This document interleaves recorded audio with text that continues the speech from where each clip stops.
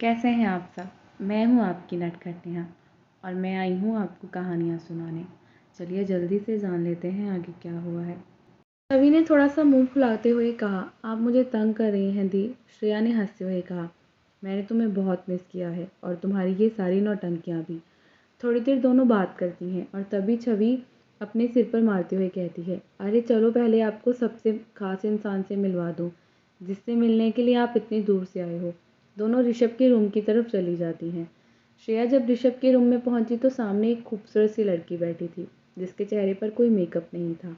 Simple सा suit पहना था और बालों की चोटी बांधकर साइड पर रखी थी। कुल मिलाकर सादगी से भरी हुई लड़की, इतनी खूबसूरत और बड़ी बड़ी पलकें जो बार बार झपकाकर श्रेया को देख रही थी। श्रेया को अपने मन में बहुत ही ज़्यादा खुशी महसूस हुई। इतनी खूबसूरत लड़की, उसने सोचा उसके पत्थर दिल भाई को उसने पिघला दिया था।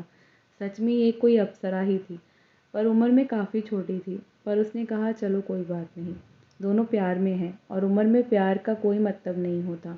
मीरा थोड़ी देर श्रेया को देखती रहती है।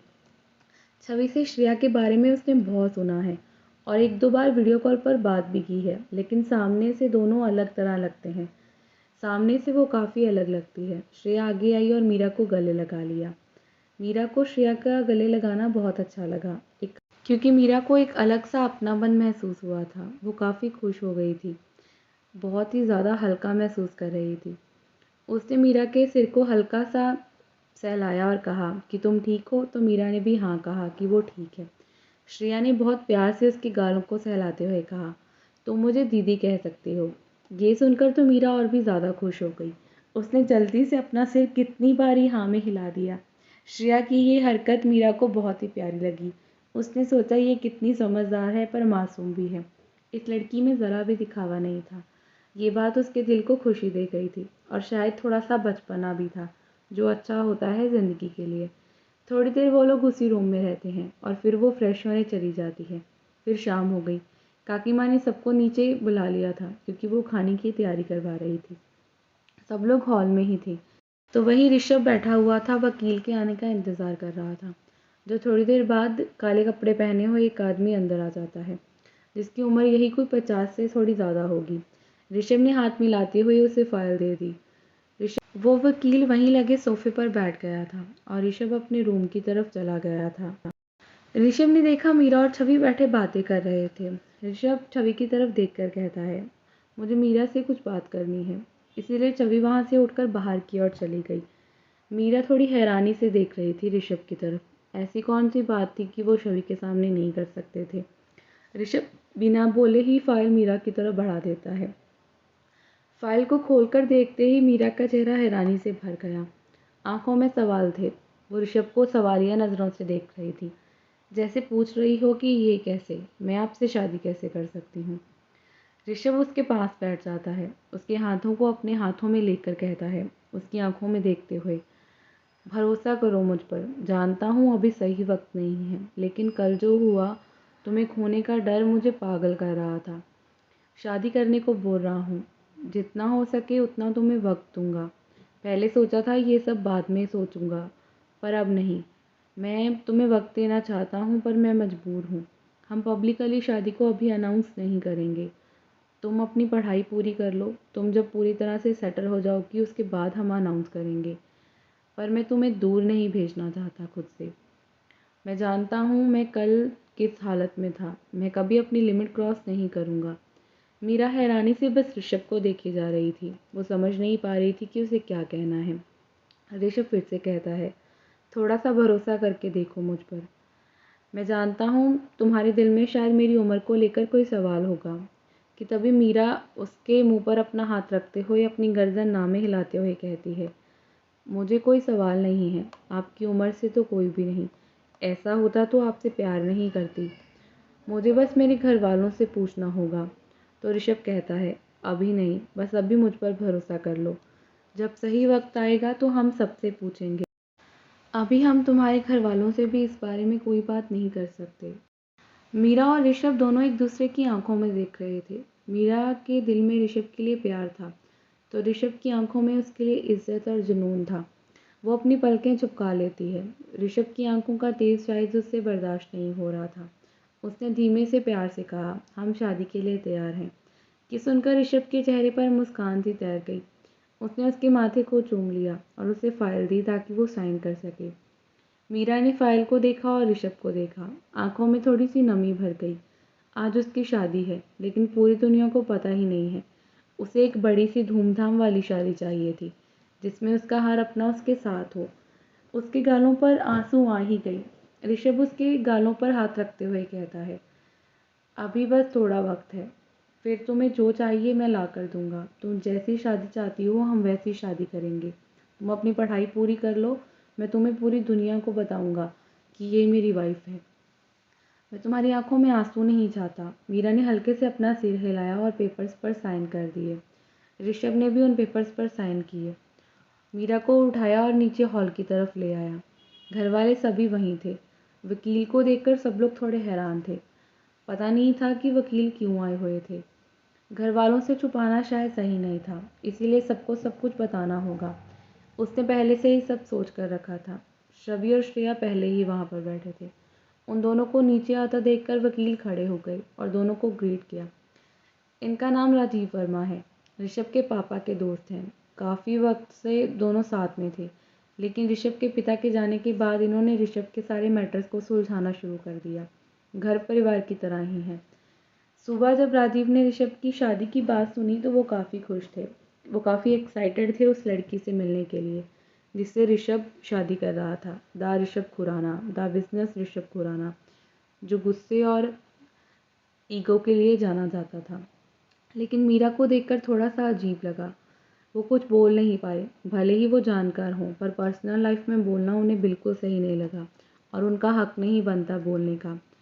मीरा और ऋषभ की उम्र में थोड़ा सा फ़र्क तो था, पर कोई टिप्पणी करके वो ऋषभ को दर्द नहीं देना चाहते थे। ये अच्छा नहीं होगा, ऋषभ के अंदर की भावनाएं शायद और भी बिगड़ जाएं। उन्होंने फाइल ऋषभ के हाथों से ले ली। ऋषभ ने वकील को मीरा से मिलवाया। मीरा ने भी हाथ जोड़कर बहुत अच्छे से नमस्ते कहा, क्योंकि वो उसके पिता की उम्र के थे। उनके साथ एक वकील और आया था, जो उन दोनों की पिक्चर ले लेता है और वो लोग वहाँ से बाय कर चले जाते हैं। एक नौकर को बुलाकर ऋषभ सबको हॉल में आने के लिए कह देता है। थोड़ी देर बाद सब हॉल में ही थे। छवि मीरा के साइड पर बैठी थी और ऋषभ अपने किंग साइज सोफा पर बैठा था। दूसरी साइड पर काकी माँ आशीष और श्रेया बैठे थे। आशीष को सब पता था, लेकिन अनजान बनने का नाटक कर रहा था। काफ़ी देर चुप रहने के बाद ऋषभ एक नज़र सबको देखता है और फिर अपनी सख्त आवाज़ में सबको कहता है, मैंने और मीरा ने शादी कर ली है। उसने बस इतना ही कहा था। मैंने और मीरा ने कोर्ट मैरिज की है। उसकी पढ़ाई पूरी होने के बाद हम पब्लिकली अनाउंस कर देंगे। सब लोग इस बारे में बाहर किसी को ना कहें तो बेहतर होगा। घर वालों को ही बीच बात रहनी चाहिए। श्रेया नॉर्मल लग रही थी। उसे शायद आशीष ने सब कुछ बताया था, इसीलिए वो ज़्यादा कुछ रिएक्ट कर रही नहीं थी। काकी माँ थोड़ी हैरान थी, लेकिन खामोश रही। उनका कहना कुछ ठीक नहीं होगा। लेकिन छवि ने जो हरकत की वो सबको हैरान कर गई। वो उछलते हुए सोफे से नीचे गिर गई। उसका ये एक्शन किसी ने सोचा नहीं था। श्रेया ने उसे जल्दी से उठाया और सोफे पर बिठाया, लेकिन वो श्रेया के हाथों को हटाते हुए मीरा को गुस्से से घूर रही थी। वो मीरा को गुस्से से कहती है, पिछले 3 सालों से मैं तेरी दोस्त हूँ। मीरा ने हाँ कहा, और तूने शादी भाई से कर ली। ऊपर से तूने मुझे अपनी शादी में बुलाया तक नहीं। कैसी दोस्त है तू।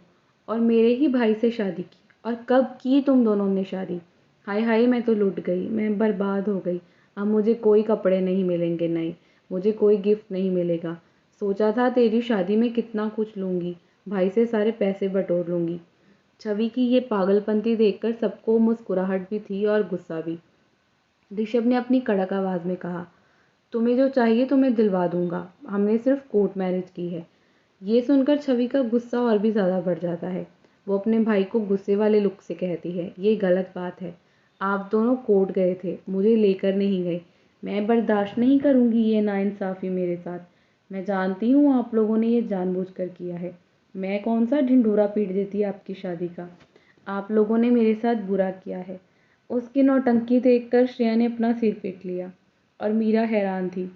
ये लड़की कब सुधरने वाली थी। मीरा गुस्से से कहती है, बस कर। कि तभी छवि कहती है, मैं तुझे अपने रूम में घुसने नहीं देने वाली। आज से तू देख मैं क्या करती हूँ। ये सुनकर श्रेया कहती है, वो तेरे रूम में क्यों रहेगी, वो भाई के रूम में शिफ्ट होगी, अब वो उनकी वाइफ है। मीरा श्रेया की तरफ देखती है, थोड़ी परेशान होकर, कि छवि कहती है, ये क्या बोल रही हो, नहीं नहीं, शादी, मैं नहीं मानती ये सब। अब मीरा को नर्वसनेस हो रही थी। जल्दबाजी में उसने शादी के लिए हाँ कर दी थी, लेकिन वो उसके रूम में शिफ्ट हो, ये सब तो उसने सोचा ही नहीं। भले ही ऋषभ ने प्रॉमिस किया है कि वो कभी अपनी लिमिट क्रॉस नहीं करेगा, पर एक रूम में रहना भी थोड़ा अनकंफर्टेबल करेगा। उन दोनों का रिश्ता फास्ट फॉरवर्ड पर चल रहा था, एकदम से प्यार, एकदम से शादी। और छवि और श्रेया आपस में बहस कर रहे थे। ऋषभ और आशीष उठकर स्टडी रूम में चले गए, उन्हें कोई टॉपिक डिस्कस करना था। मीरा दोनों की बहस सुनकर परेशान हो रही थी, क्योंकि वो लोग हॉल में उसकी लव लाइफ पर एक पूरी किताब पढ़ रहे थे। छवि कह रही थी, वो भाई के रूम में क्यों सोएगी, उसे इस घर में मैं लेकर आई हूँ और वो मेरी बेस्ट फ्रेंड है, वो मेरे साथ मेरे बेड पर सोएगी, मैं उसे गले लगाकर सोऊंगी, उसे भाई के कमरे में जाने ही नहीं दूंगी। भाई बुरे हैं, मेरी दोस्त छीन ली, मेरी दोस्त चुरा ली। छवि की बकवास लगातार चल रही थी। वो दोनों उसकी फर्स्ट नाइट बारे में डिस्कस कर रहे थे और मीरा बेचारी परेशान हो चुकी थी। उन दोनों ने तो उसकी पूरी सुहागरात को अच्छे से डिस्कस कर लिया। मीरा अपने सिर को नोचना चाहती थी, ये दोनों कितनी बेशर्म हैं। उसके पैर पे मोच थी, वो चल भी नहीं सकती थी, वरना वो कब की यहाँ से भाग जाती। वो सोच रही थी ऋषभ को क्या था, उसे जानबूझकर यहाँ छोड़कर भाग गया, खुद तो चला गया है। मीरा को गुस्सा आ रहा था, इसीलिए थोड़ा गुस्से से कहती है, बस करो आप लोग, मुझे भूख लगी है। आप सब लोग लड़ाई करने में लगे हो, यार मेरा सिर दर्द कर रहा है अब। मीरा की बात सुन श्रेया उसके पास आती है और बैठ जाती है। छवि उसके लिए खाना लेने के लिए किचन की तरफ चली जाती है। श्रेया मीरा से काफ़ी बड़ी थी, इसीलिए प्यार से कहती है, तुम्हें कुछ पूछना है तो मुझसे पूछ सकती हो, मैं जानती हूँ सब बहुत जल्दबाजी में हुआ है, लेकिन भरोसा दिलाती हूँ तुम बहुत अच्छी हो और भाई भी बहुत अच्छे हैं। भरोसा रखो, वो तुम्हारा हमेशा ख्याल रखेंगे। मीरा ने बस मुस्कुरा दिया कि तभी वहाँ छवि आ गई, सूप का बाउल लेकर। ये देखकर तो मीरा का चेहरा गुस्से से भर गया था। उसे भूख लगी थी और ये लोग उसे ओट्स और फ्रूट्स ही खाने को दे रहे थे। वो कोई बीमार लड़की नहीं थी। छवि उसका गुस्से वाला चेहरा देखकर कहती है, क्या देखते ही भस्म कर दोगी यार, ये मैं अपने लिए लेकर आई हूँ, तुम्हारा खाना अभी आ रहा है और मेरे खाने को नज़र मत लगाया करो। मीरा उसे देखते हुए कहती है, तुम्हारा मतलब? तभी छवि कहती है, तुम्हारे लिए खाना काकी माँ लेकर आ रही हैं और मुझे भी भूख लगती है, मैं इंसान हूँ, तुम लोगों ने तो मुझे शादी में भी नहीं बुलाया। और अब दूसरी तरफ करो अपना चेहरा, नज़र मत लगा दियो मेरे सूप को। छवि की ऐसी आलतू फालतू बातें सुनकर श्रेया और मीरा दोनों परेशान थे। श्रेया ने बस अपना सिर हिलाया और सोचा इसका क्या होगा। तभी काकी माँ आई। उसके हाथों में मीरा का फेवरेट आलू पराठा था, जिसे देखकर तो मीरा के मुंह में पानी ही आ गया। उसने जल्दी से प्लेट छीन ली, ऐसे कि दोबारा मिले ही ना। उसकी ऐसी हरकतें देखकर श्रेया और काकी माँ एक दूसरे को देखते हैं और हंसने लगते हैं। वो सोच रहे थे, इस घर में पहले एक शैतान थी, अब दो आ गए थे, एक तो शादी करके आई थी, पता नहीं अब इस घर का क्या होने वाला था। छवि कम थी, उसकी शरारतें कम थी, या अब मीरा भी आ गई थी। काफ़ी देर तक स्टडी रूम में कोई भी नहीं बाहर आया। आशीष काफ़ी सारी फाइलें लेकर बाहर आया और अपने घर निकल गया, क्योंकि रात होने वाली थी। छवि अपने रूम में जा चुकी थी, क्योंकि उसने खाना खा लिया था। श्रेया उसके साथ अपने रूम में चली गई। हॉल में सिर्फ सोफे पर मीरा बैठी थी, जो फ़ोन में गेम खेल रही थी। मीरा ने खाना तो ख़त्म कर लिया था, क्योंकि ऋषभ और आशीष ने स्टडी रूम में ही खाना खाया था। श्रेया और छवि जानबूझकर उसे हॉल में छोड़कर भाग गए। शायद वो कोई प्लानिंग कर रहे थे और ऊपर मीरा को वो अनकंफर्टेबल फील नहीं कराना चाहते थे। ऋषभ ने देखा मीरा आराम से गेम खेल रही है, इसलिए उसने ज़्यादा रिएक्ट नहीं किया। ऋषभ उसके पास आकर खड़ा हो गया और झुककर उसे अपनी गोद में उठा लिया, जैसे कोई प्रिंसेस हो। वो बहुत ही क्यूट लग रही थी उसकी गोद में। उसके इस तरह एकदम से उठाने से मीरा थोड़ी हैरान हो गई। फिर उसे याद आया कि उसके पैर में चोट लगी है और डॉक्टर ने उसे रेस्ट करने को कहा है। उससे भी ज़्यादा अजीब ये था कि वो भूल गई थी कि उसकी शादी हो गई है। अब तक तो वो सिर्फ इसलिए यहाँ बैठी थी कि उसे लग रहा था कि छवि और श्रेया आपस में चुगलियाँ कर रही होंगे। दोनों जब ऋषभ के रूम में पहुँचे तो सामने का नज़ारा कुछ अजीब था। मीरा ने मुंह खोले सामने देखा पूरा रूम फर्स्ट नाइट के लिए डेकोरेट किया गया था।